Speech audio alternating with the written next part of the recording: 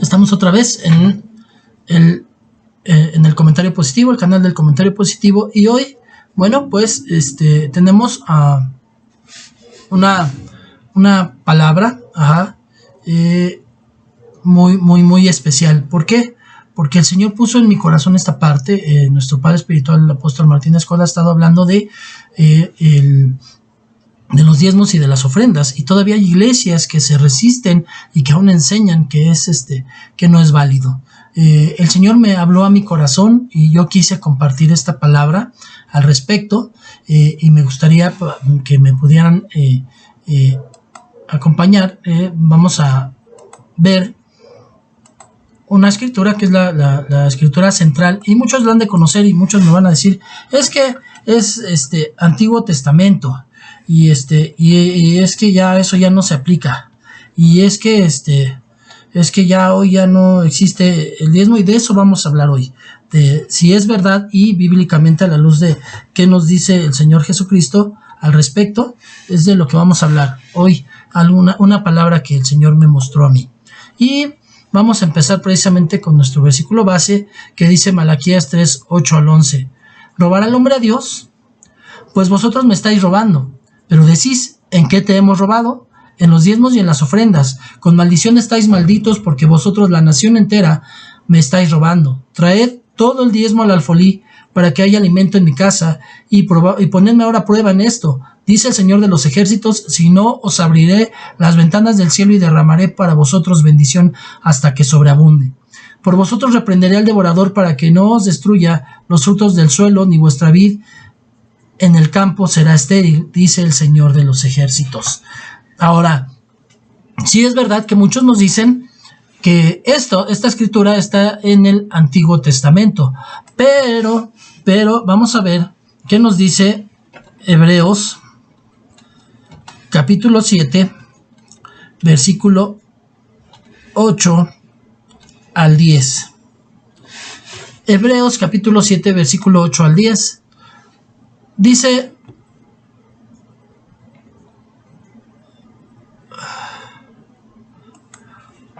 perdón, un segundo, aquí una falla, un error,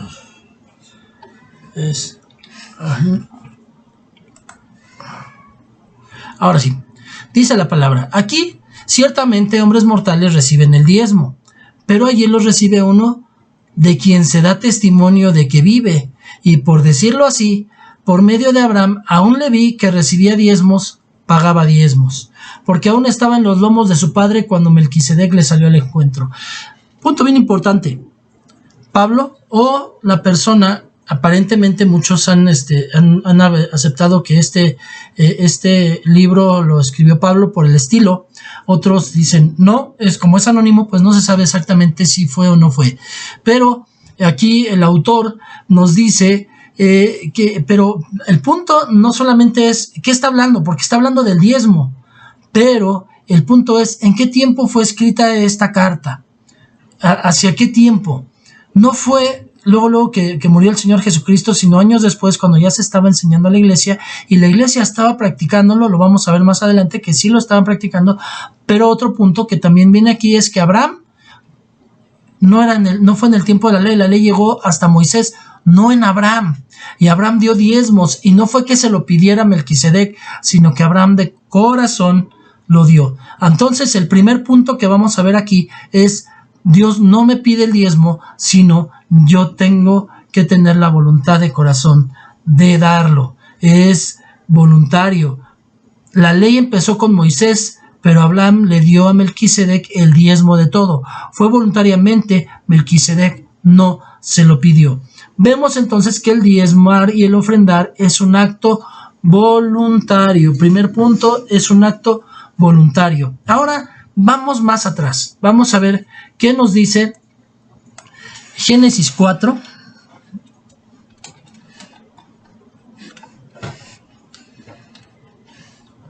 Génesis capítulo 4, en el versículo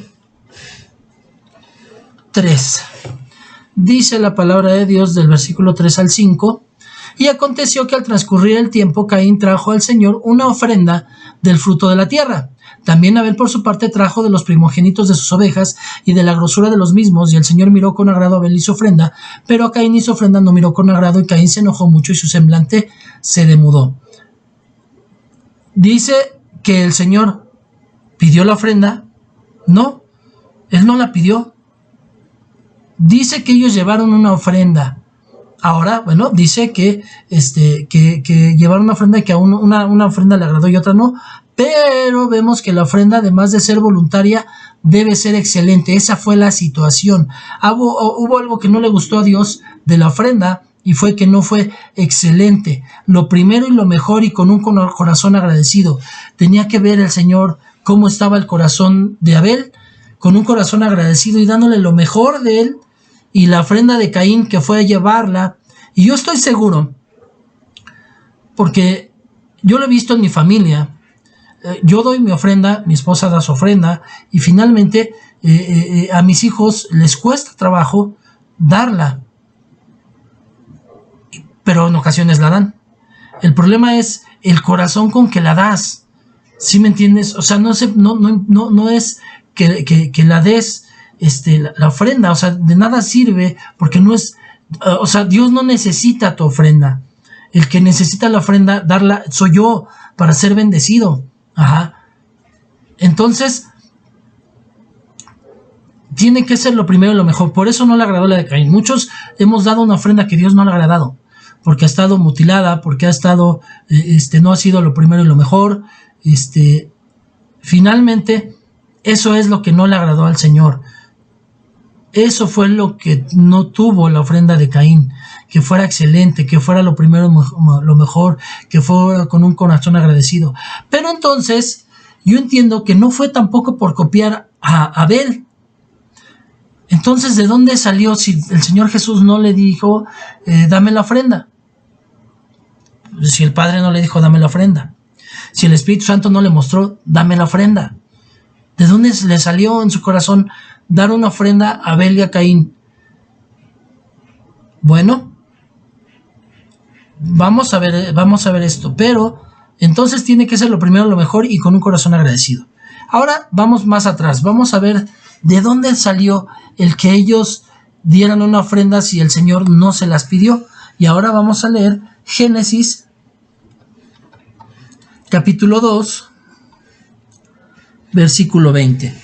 Nunca he escuchado yo que alguien para hablar de la ofrenda tome esta escritura, pero eso fue lo que a mí el Señor me reveló escuchando la enseñanza de mi padre espiritual del apóstol.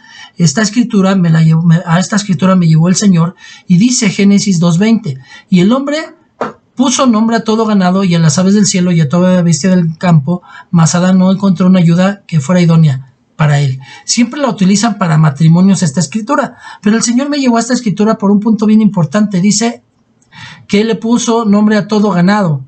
Ahora, ganado, dice a ganado, aves del cielo y a bestia del campo. Las bestias del campo son las que son silvestres, las aves del cielo pues también son libres, pero un ganado es algo que está cuidado, está protegido, tiene sus rejas o sus 4 paredes alrededor y está cuidado, y lo tiene que cuidar el ganadero.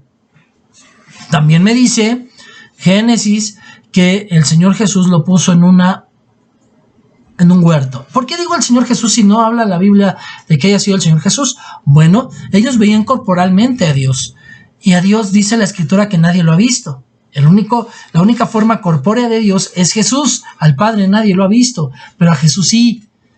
Quiere decir que el Señor Jesús, y además dice la escritura que todo lo que está hecho, todo lo que ha sido hecho fue para Jesús y por Jesús. Entonces todo es de Él, y entonces Él lo da, dice, a quien Él quiere. Él lo puede dar. ¿Por qué? Porque Dios el Padre se lo dio a Él. Mentira que también quiso copiar al diablo cuando le quiso decir a Jesús, yo te puedo dar porque me ha sido dado, yo te lo puedo dar. No le fue dado a Él, es una mentira. Todo lo que ha sido hecho fue dado al Señor Jesús. El Señor Jesús es rey y el diablo es un príncipe, que Dios no le quita su autoridad, pero ha sido ya rechazado y ya ha sido derrotado. Entonces, sí tenemos que tener bien claro esta parte, pero ahora vemos que hay 2 palabras que utiliza Génesis, que es huerto y ganado. Un huerto es también algo que no es silvestre, no son plantitas silvestres las que están ahí, sino que son Un hortelano tiene que sembrar, tiene que cuidar y tiene que cosechar lo que sembró. Entonces, vemos que había un trabajo. Entendemos por lógica que entonces, y esto precisamente está en Génesis capítulo 2 versículo 5, que también fue una escritura que me mostró el Señor Jesús para poder hablarles en este tema. Dice, y aún no había ningún arbusto en el campo de la tierra, ni había aún brotado ninguna planta del campo, porque el Señor Dios no había enviado lluvia sobre la tierra, ni había hombre para labrar la tierra. Entonces el hombre fue hecho originalmente para labrar la tierra. Entonces Adán fue hecho para labrar la tierra, era un labrador, él trabajaba. Entonces el pecado, el castigo por el pecado no fue el trabajo, nunca fue el trabajo. Muchos nos han dicho que fue el trabajo, no fue el trabajo. El castigo fue el cansancio, la enfermedad, y obviamente pues entonces quiere decir, y la muerte, pero quiere decir que Adán trabajaba aunque no tenía ningún cansancio al trabajar, ni había ninguna enfermedad. Ahora nos cansamos y tenemos enfermedad, pero él trabajaba con gusto porque no había cansancio, finalmente. Entonces dice también, continuando esa escritura, el capítulo, versículos 6 y 7, pero se levantaba de la tierra un vapor que regaba toda la superficie del suelo. Entonces el Señor formó al hombre del polvo de la tierra y sopló su nariz de aliento viviente, y fue el hombre un ser viviente. Y entonces el hombre, el Señor lo puso en el huerto. Entonces el Señor hace al hombre y lo pone en un huerto. Entonces, antes de pecar, Adán fue hortelano y fue ganadero. Adán ya trabajaba, y habiendo aprendido a tener una relación con el Señor, pues obviamente él también hacía sus ofrendas al Señor. Lógicamente, ¿de dónde hacen los hijos las cosas si no nadie les dijo? Del ejemplo que les dan sus papás, del ejemplo de sus padres empiezan a hacer ciertas cosas, y entonces Abel y Caín vieron al hortelano y ganadero, que era su padre, y que daba ofrenda de corazón, que nadie le había pedido. Pero en ese tiempo, pues no nos marca el Espíritu Santo que lo haya hecho, pero sí lo hizo. Al momento de tomar el fruto prohibido, Dios lo castigó con trabajo, y él ya trabajaba antes de tomar el pecado, pero entró el cansancio, enfermedad y muerte que no había experimentado al ser eterno antes de tomar el fruto. Entonces, propósito del hombre es cuidar del ganado, de los animales, y cosechar, sembrar y cosechar. Y sembrar y cosechar siempre va con la siembra y la cosecha respecto a las ofrendas. Lo que yo siembre es lo que yo voy a cosechar. Si yo no siembro nada, no voy a recibir nada. Si yo siembro en mi casa espiritual, el Señor me va a dar al 100%, dice la escritura. Y obviamente yo no lo hago por lo que voy a recibir, sino por agradecimiento por lo que el Señor ya ha dado. O sea, no es por lo que yo voy a recibir a futuro, sino que yo ofrendo por lo que yo ya recibí de bendiciones y estoy agradecido. Amén. El hombre entonces empezó a ofrendar antes de caer, y lo hará en la restauración de todas las cosas en el cielo. En el cielo no vamos a estar como la tradición nos ha enseñado, con una arpita y volando nube tras nube nada más. No, va a haber ciudades. El Señor hizo casa ya para nosotros. El Señor dice que Él se fue. Dice, si así no fuera se los hubiera dicho, pero yo voy allá para construirles morada. Entonces va a haber casa y va a haber repartimiento de cosas, y nosotros vamos a tener que hacer cosas allá arriba, y ya no va a haber cansancio ni enfermedad, sino las vamos a hacer naturalmente, y vamos a llevar nuestra ofrenda al templo en el cielo, de todo lo que el Señor nos dé, y cada año de lo que nosotros vayamos recibiendo vamos a seguir ofrendando y dando en agradecimiento, porque el Señor va a seguir dando también en el cielo, y dice que es más importante dar que recibir, y eso lo dijo el Señor Jesús, y Él no se retracta. Entonces Él desde el principio desde Adán empezó a enseñar a dar y recibir. Y entonces, si Adán trabajaba, seguramente Abel y Caín hicieron lo que vieron hacer a su papá: ofrendar a Dios lo primero y lo mejor. Entonces, la ofrenda y el diezmo es desde la eternidad y hasta la eternidad. No es ley, pues no existe mucho antes de la ley. La ley solamente duró de Moisés a Malaquías, pero al final de la ley en Malaquías es cuando vuelve a hablarnos del diezmo, y en Hebreos nos vuelve a hablar del diezmo, y aún hay en el Nuevo Testamento escrituras que nos hablan de ofrendas. Entonces, no es ley porque existe antes de la ley y después de la ley. Es eterno, es para la eternidad y hasta la eternidad. ¿En qué año Pablo escribió la carta a los Corintios? Vamos a ver una carta a los Corintios que dice... La primera carta a los Corintios nos dice, Primera de Corintios,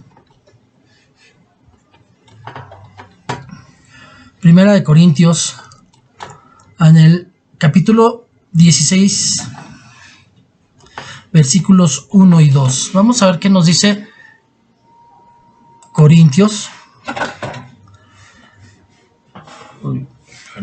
Corintios 16, capítulos 1 y 2.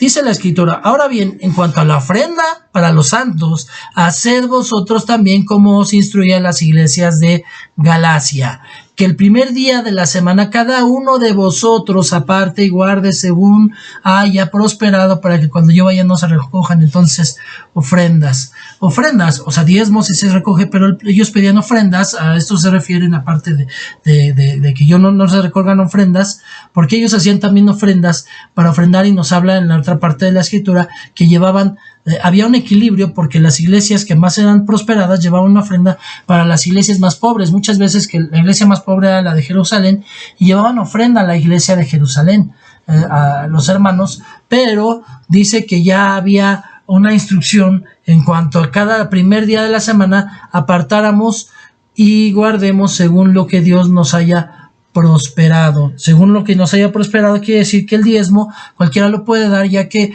alguien no puede decir no tengo porque no ganó. Si yo gané $1, yo puedo dar, si yo gané 100 pesos, yo puedo dar 10 pesos de ofrenda. Si yo gané 1,000 pesos, puedo dar 100. Entonces no importa, todos damos un diezmo. El 10% de lo que ganamos no es una cantidad exacta, sino es la cantidad de lo que Dios nos haya prosperado, la décima parte. Amén. Entonces, vemos aquí que ya en Corintios estaba hablándose, y Pablo estaba hablando aquí sí aseguramos que es Pablo, la tradición, y bueno, es más, Pablo firma ahí, entonces siempre se le ha dado a Pablo esta carta, se ha dicho que él fue el autor, y se escribió en el año 54. Cuando Pablo iba a visitar Macedonia, para después ir a la iglesia de Corintio, fue cuando él escribió esta carta. ¿Cómo pues dicen algunos que solamente el diezmo y la ofrenda es en el Antiguo Testamento? ¿Cuándo quedó abolida? ¿Dónde dice la escritura claramente ya no se puede dar, no se debe dar? Nunca lo dice. ¿Por qué se recogían ofrendas 21 años después de que murió nuestro Señor Jesucristo? En el Nuevo Testamento se usa muchas veces el verbo dodomi, que quiere decir dar. Jesús enseñó que es mejor dar que recibir. La Biblia dice que tenemos que seguir el ejemplo de Jesús, el varón perfecto. Entonces, si el Señor Jesús, cuando vio la ofrenda de la viuda, nunca dijo, es que ya no es necesario que ¿para qué lo da? Pues si es su dinero es todo lo que tiene para vivir. No, él nunca dijo que no fuera necesario ofrendar, y que eso lo hubieran impuesto los fariseos para tener dinero. Al contrario, subrayó y dijo, ella ha dado más que todos estos, porque ellos dieron de lo que les sobraba, pero ella ha dado todo lo que tenía para vivir. Los sabios de Oriente también, desde un inicio hasta el Señor Jesús, le fue dada ofrenda. Dice la escritura que al único que le podemos dar ofrenda y diezmo es a Dios, y obviamente lo reciben quienes son sus sacerdotes. Los sabios de Oriente hicieron las dos cosas. Jesús es el sumo sacerdote y es Dios. Entonces ellos le llevaron una ofrenda a Jesús sin ser judíos, sin regirse por la ley, en sus propias palabras, para adorarlo. Entonces vemos aquí algo bien importante. Los diezmos y las ofrendas son para adorar al Señor Jesús. Punto número 2, adorarlo. Adorarlo es reconocerlo, darle homenaje y sumisión. Jesús dijo, el obrero es digno de su salario. Eso lo vemos en Mateo 10:10. ¿Se abolió en el Nuevo Testamento? No. Los diezmos y las ofrendas eran para el sostenimiento en el Antiguo Testamento de los sacerdotes, pero nunca se abolió. No. Jesús con estas palabras aprueba que los ministerios instaurados por él puedan recibir la remuneración por su trabajo. Cuando dice el obrero es digno de su trabajo. Mateo 10:10. Que puedan recibir la remuneración por su trabajo de apacentar a la grey. La ofrenda y el diezmo, en realidad, qué bueno, y yo le doy gloria a Dios de que sea una bendición la forma en que Dios bendice nuestra casa espiritual y la forma en que multiplica y que le da lo que, y todavía debería darle más de lo que merece y corresponde por el trabajo que está haciendo con la Grey en nuestra casa espiritual. Yo le doy gloria a Dios por las bendiciones que ha tenido, pero ahora yo entiendo. Y ahora el Señor me hablaba con esta palabra y con lo que ha dado el apóstol, este punto, la ofrenda y el diezmo no es para Dios en cierto aspecto, porque yo se lo doy a Dios, sí, pero la ofrenda y el diezmo al que bendices a mí, porque el Señor no necesita nada de mí, sino que Él permite que precisamente con eso Él sostiene y bendice a los que nos cuidan, nos apacentan y nos enseñan, pero realmente la ofrenda y el diezmo al que bendices a mí. Segunda de Corintios 8:14. Vamos a ver qué nos dice la segunda carta a los Corintios, en el capítulo 8, versículo 14. Capítulo 8, versículo... es capítulo 1 al 4. Segunda de Corintios 8, capítulo 8, versículos 1 al 4. Dice la palabra respecto precisamente a la iglesia de Macedonia. Ahora, hermanos, os damos a conocer la gracia de Dios que ha sido dada en las iglesias de Macedonia, pues en medio de una gran prueba de aflicción abundó su gozo, su profunda pobreza sobreabundó en la riqueza de su liberalidad. Porque yo testifico que según sus posibilidades y aún más allá de sus posibilidades, dieron de su propia voluntad, aún suplicándonos con muchos ruegos el privilegio de participar en el sostenimiento de los santos. Entonces vemos, dice que las iglesias de Macedonia, él después de Macedonia iba a visitar a Corinto y él ya había visto la generosidad. Era una iglesia muy pobre también, pero dentro de su pobreza sobreabundó la riqueza de su liberalidad y lo hicieron con gozo. Dice, yo testifico que según sus posibilidades y más allá de sus posibilidades dieron de su propia voluntad.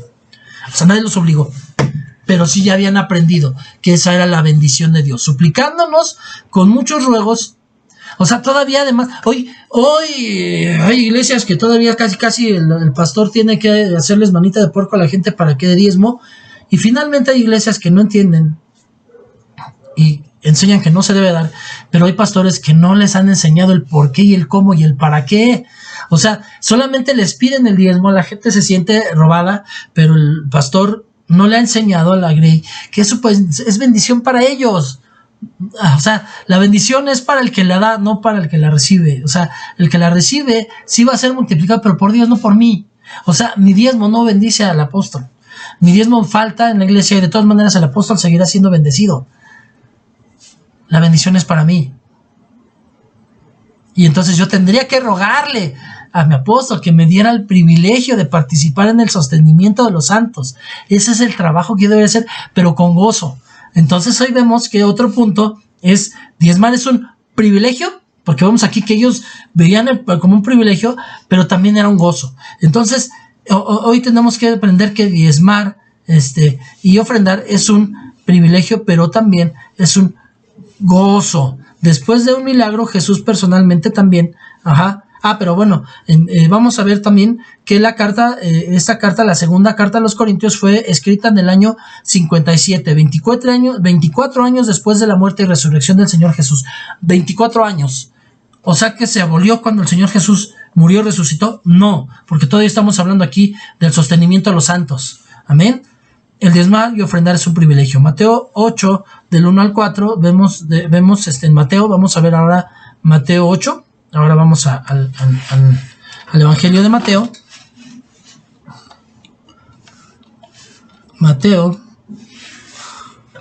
Mateo 8 del 1 al 4.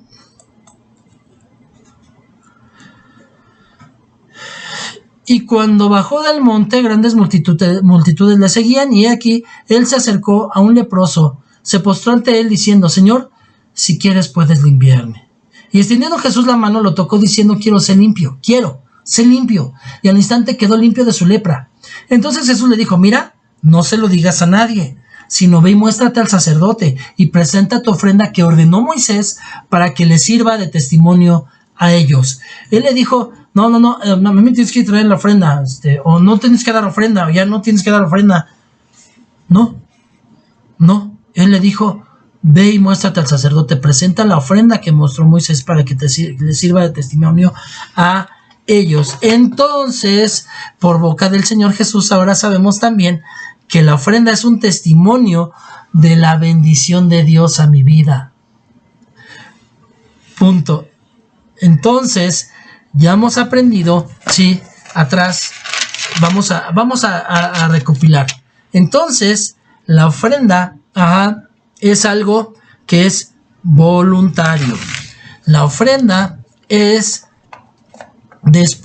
antes y después, es eterna, es antes y después de la ley. La ofrenda es un ejemplo que seguimos del Señor Jesús porque Él también lo hizo. La ofrenda, es un privilegio que nosotros damos. La ofrenda es bendición para mí. La ofrenda es gozo para mí. Y la ofrenda es testimonio del cómo el Señor me bendice. Amén. Entonces, ahora vamos a ver el libro de los Hechos de los Apóstoles, capítulo 24, versículo 17.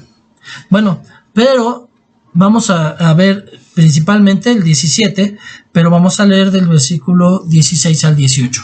Primero vamos a centrarnos en el 17, que es el que nos interesa, y después leemos el contexto. Dice: y después de varios años he venido para traer limosnas a mi nación y a presentar ofrendas.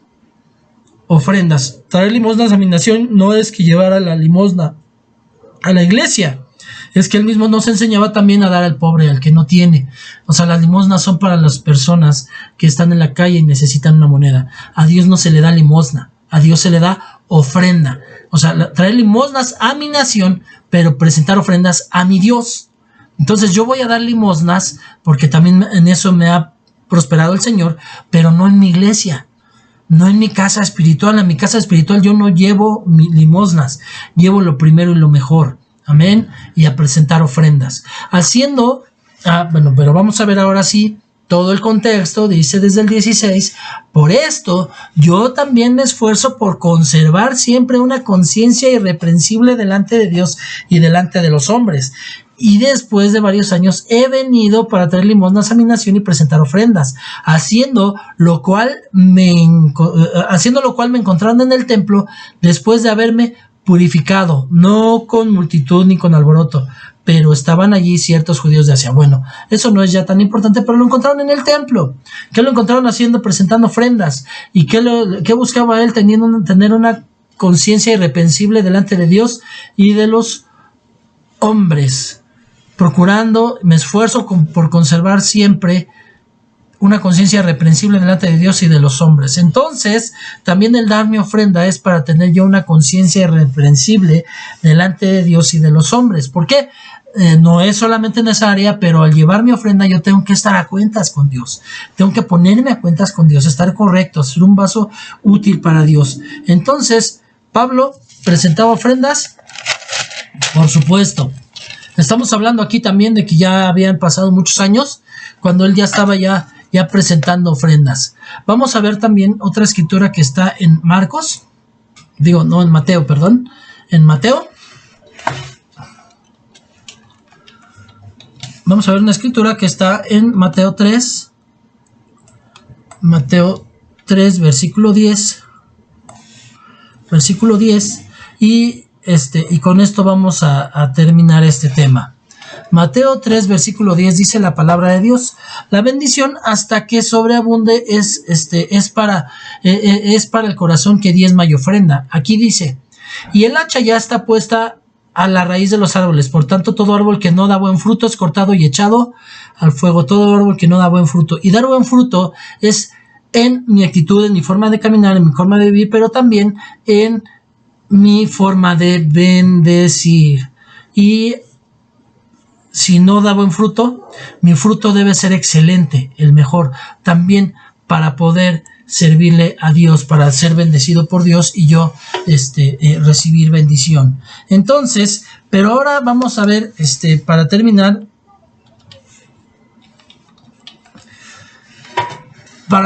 vamos a regresarnos al primer libro que leímos y en la continuación de lo que él está hablando, Malaquías. Pero ya aprendimos que Malaquías es el último de los profetas.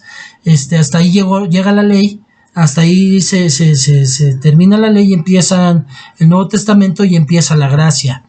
Entonces, vamos a ver qué dice en Malaquías 3:10.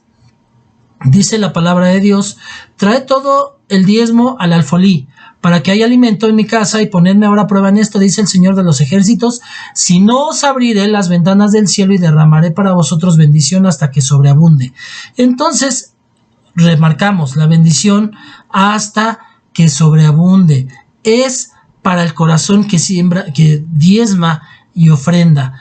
Lo dijo al final de la ley. Esto lo confirma, que es perpetuo. Si no sabes honrar a Dios con diezmos y ofrendas, no verás la bendición de Dios en tu vida. Si no sabes honrarlo hoy con diezmos, ¿cómo lo harás en el cielo? Amén.